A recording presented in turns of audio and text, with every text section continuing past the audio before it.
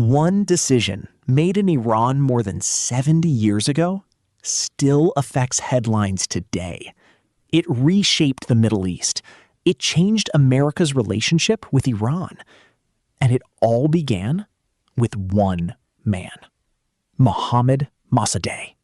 The Story Vault. Unlock the untold.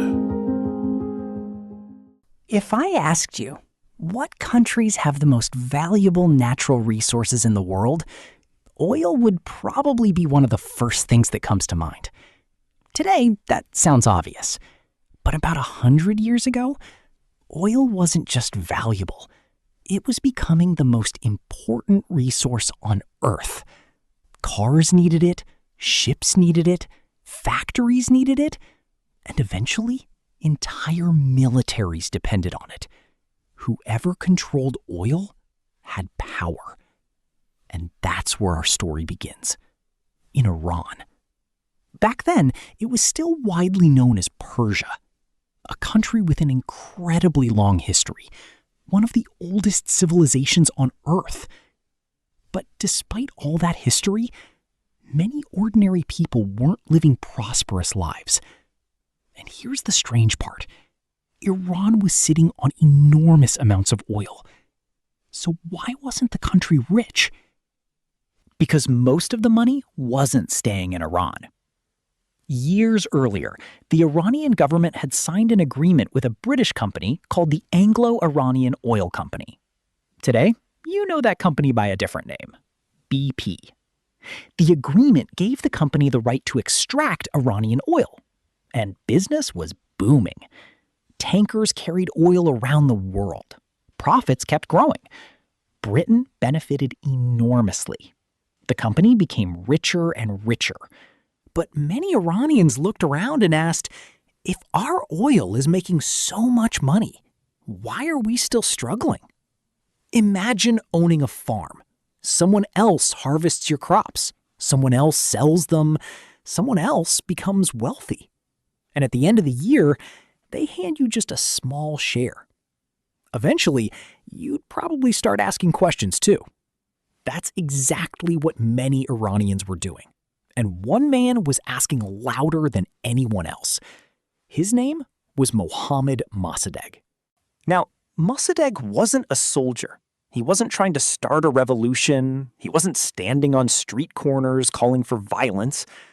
Actually, he believed in elections. He believed in laws.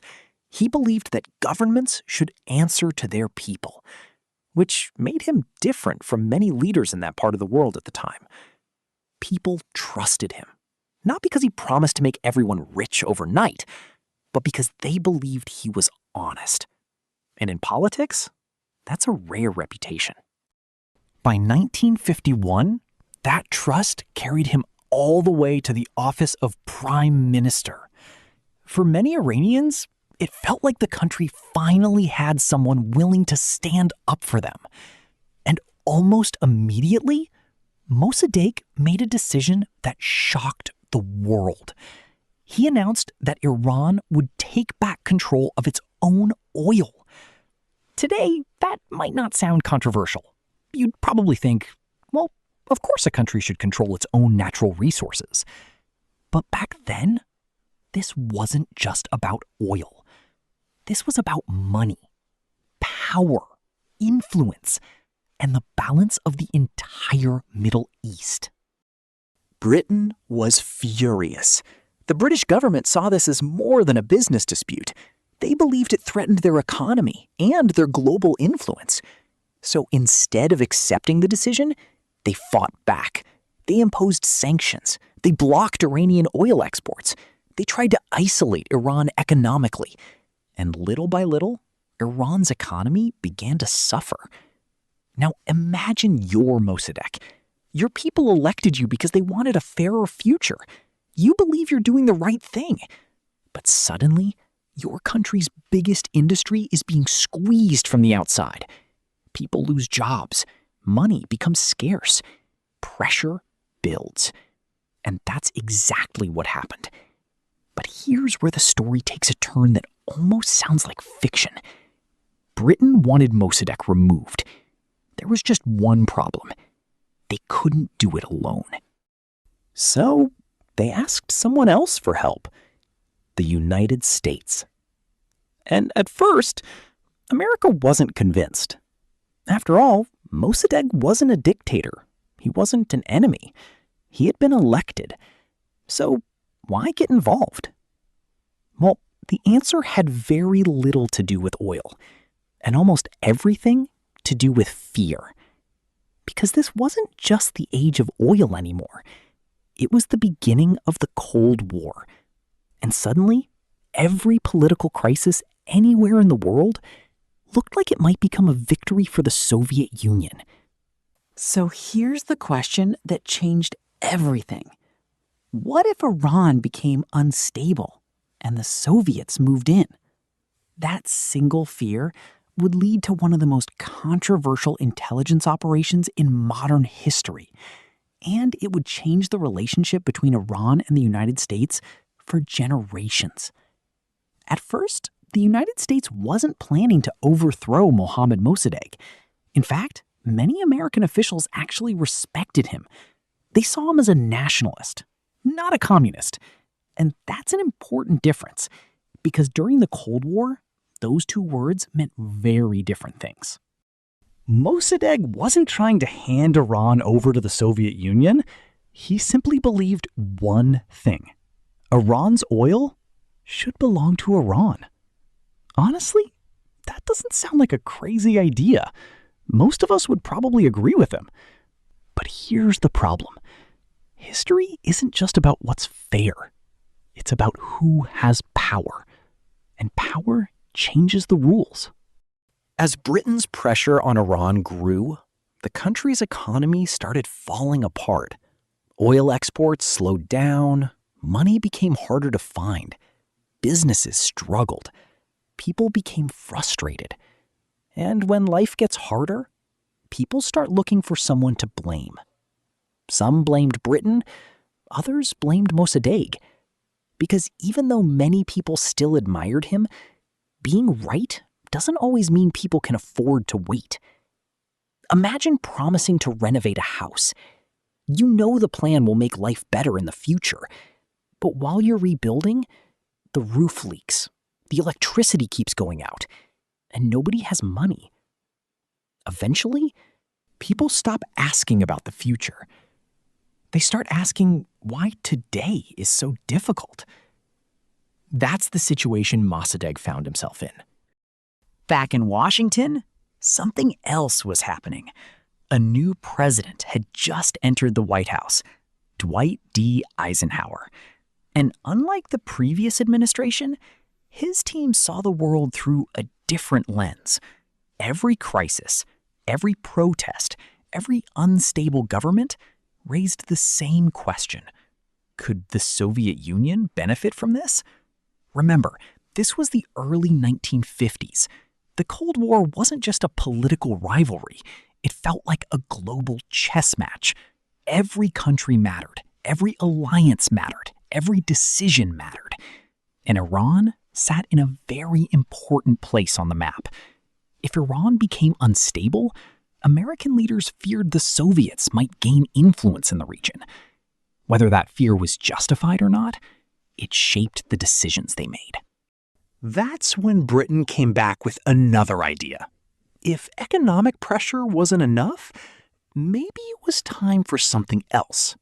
Something quieter. Something nobody would officially admit. Instead of sending soldiers, they would try to change the government from the inside.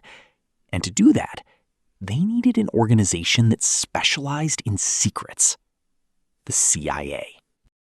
Now, when people hear CIA, they often imagine spies and dark sunglasses, secret gadgets, and Hollywood action scenes. The reality was much less glamorous, and in many ways, much more effective. Because you don't always have to invade a country to change it. Sometimes, all you have to do is convince enough people that their own government is failing. According to declassified U.S. government documents released decades later, the CIA and Britain's intelligence service worked together on a covert operation known as Operation Ajax. Its goal was simple: remove Mosaddegh from power. But how do you remove a leader who was elected by his people? You can't just walk into his office and tell him to leave. So the operation became something much more complicated. It relied on influence, money, propaganda, political alliances, and carefully planned public pressure. Newspapers began publishing stories attacking Mosaddegh. Some political figures suddenly turned against him. Crowds appeared in the streets. Some demonstrations supported him. Others opposed him. And historians still debate exactly how much of the unrest was spontaneous and how much was encouraged behind the scenes. What is well documented is that foreign intelligence agencies actively worked to influence events inside Iran. Imagine waking up every morning and reading another headline saying your government is collapsing, hearing rumors that your country is on the edge of disaster, watching people argue in the streets. After a while, it becomes hard to know what's true anymore. That's one of the oldest tricks in politics. If enough people believe a government has already lost control, sometimes it actually does. Then everything happened very quickly. In August 1953, the first attempt to remove Mosaddegh failed. For a brief moment, it looked like he had survived. His supporters celebrated. Some believed the crisis was over. But it wasn't. Because the people planning the operation weren't ready to give up. They regrouped, adjusted their strategy, and only a few days later, they tried again. This time, the outcome would be very different. Within days, Mohammad Mosaddegh was no longer prime minister. The government had fallen. The Shah returned to power. And for many people around the world, it looked like Iran had simply gone through another political change. But behind the scenes, history had just taken a turn that would shape the next 70 years. Because removing Mosaddegh didn't just change one government. It changed how millions of Iranians viewed the West. And that feeling would not disappear. In fact, it would only grow stronger. After the coup, Mohammad Mosaddegh wasn't executed. He wasn't sent into exile. Instead, he was put on trial. The trial was public. And even then, he remained calm. He defended his decisions. He argued that everything he had done was for Iran. Not for himself, not for another country. For Iran. Eventually, he was convicted. He spent several years in prison. And after that, he was placed under house arrest. That's where he would spend the rest of his life. Think about that for a second. A man who had once led an entire nation ended up spending his final years inside his own home, unable to take part in the future of the country he believed he was protecting. He died in 1967, far away from politics, far away from power, but not far away from history, because history wasn't finished with him. Not even close. After Mosaddegh was removed, the Shah became stronger than ever. His government received support from the United States and Britain. From Washington's point of view, the operation had worked. Iran remained outside Soviet influence, oil production recovered, and one major Cold War concern had been contained. At least, that was how it looked at the time. But here's something history teaches us again and again.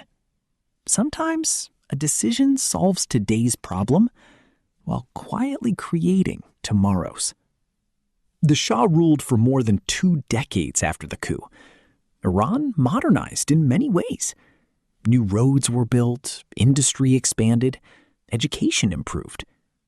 But at the same time, many Iranians felt something else was disappearing: political freedom. Opposition voices were suppressed. Critics were arrested. The secret police gained a reputation for watching almost everything. For some people, the country was becoming more modern. For others, it was becoming more fearful.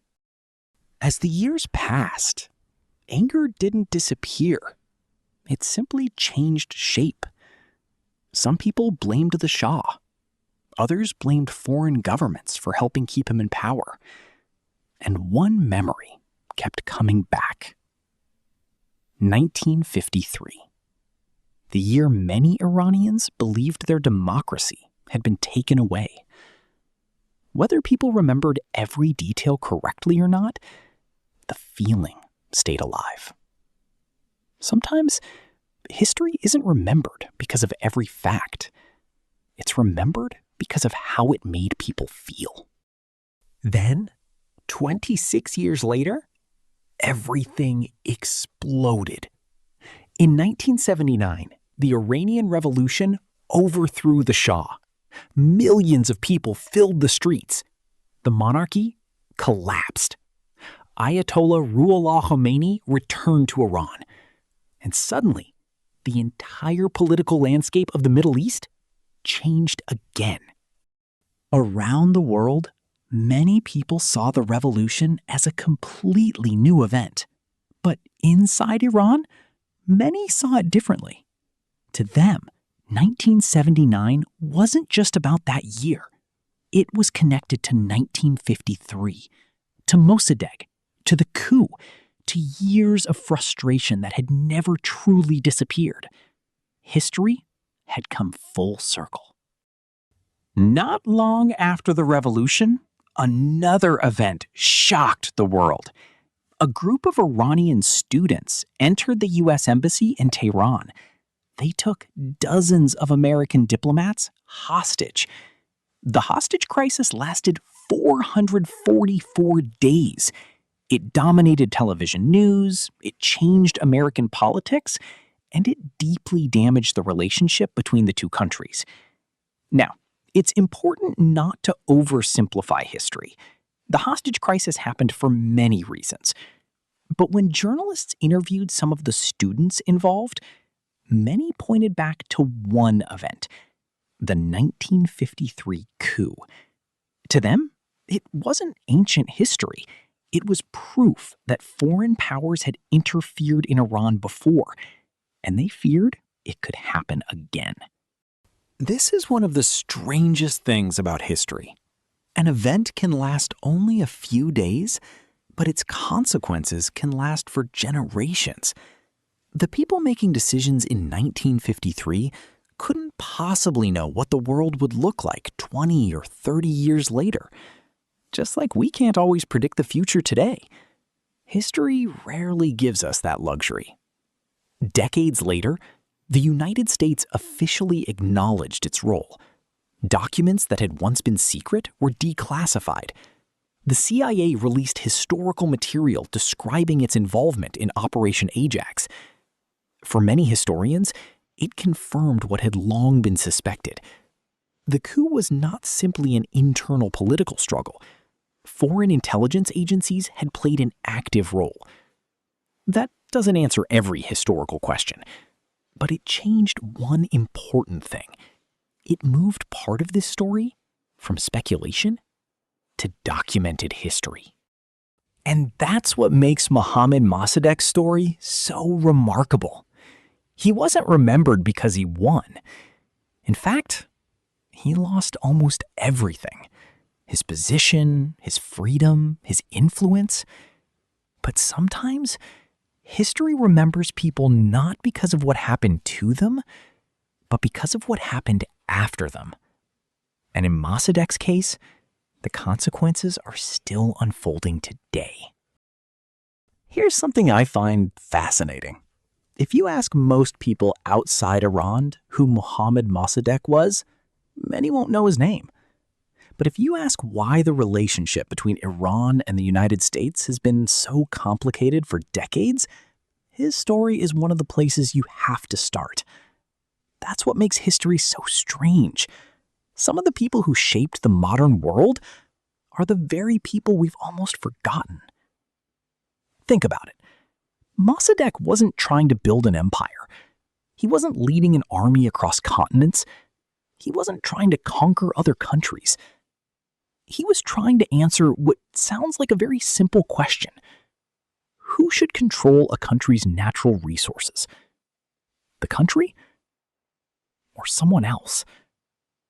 It's a question that has echoed around the world ever since.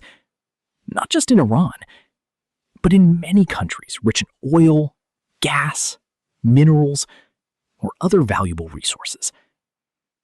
In that sense, Mossadegh's story was never only about Iran. It became part of a much bigger conversation. And maybe that's why historians still argue about him today. Some believe he was an idealist, a man who genuinely believed his country deserved control over its own future. Others argue that he underestimated the economic and political pressures surrounding Iran at the time. History rarely gives us simple answers, especially when powerful countries, valuable resources, and global politics all collide. But no matter where people stand, one thing is difficult to deny. His removal became one of the most influential covert operations of the 20th century. Not because it was the only one, but because its consequences reached far beyond the moment itself. Long after the operation ended, people were still living with its effects. And maybe that's the most surprising part of this entire story. The coup lasted only a matter of days, but the distrust it left behind lasted for generations. Sometimes, history doesn't move the fastest when armies march. Sometimes it changes forever because of one decision made behind closed doors. Today, when tensions rise between Iran and the United States, when headlines talk about sanctions, nuclear negotiations, or conflict in the Middle East, many people focus only on what's happening now. But history has a long memory. For many Iranians, the events of 1953 are not just a chapter in a history book. They're part of the explanation for why trust became so difficult. That doesn't explain every disagreement between the two countries, but it helps explain why the past still matters. And that's something I think we all forget sometimes. History isn't really about the past. It's about understanding the present. Because the world we live in today didn't appear overnight. It's the result of thousands of decisions made by people who never imagined we'd still be talking about them decades later. Mohammad Mosaddegh was one of those people. He never knew what the Middle East would become. He never saw the Iranian Revolution. He never saw the hostage crisis. He never saw the decades of tension that followed. But one decision during his lifetime became part of the chain of events that shaped all of them. That's how history works. Not as a straight line, but as a series of choices, each one leading to another. So, was Mohammad Mosaddegh a hero? Was he a politician who took a risk that was too great? Was he a symbol of national independence? Or was he simply a man caught in the middle of forces much larger than himself? Maybe the answer is a little bit of all those things. Because the people who change history are rarely simple. And maybe that's the real reason his story still matters. Not because it tells us who to blame, but because it reminds us how fragile trust can be. Between governments, between nations, and between people. Once it's broken, it can take generations to rebuild. One decision, one country, one man, and more than 70 years later, the echoes are still being heard. His name was Mohammad Mosaddegh. The Story Vault. Unlock the untold.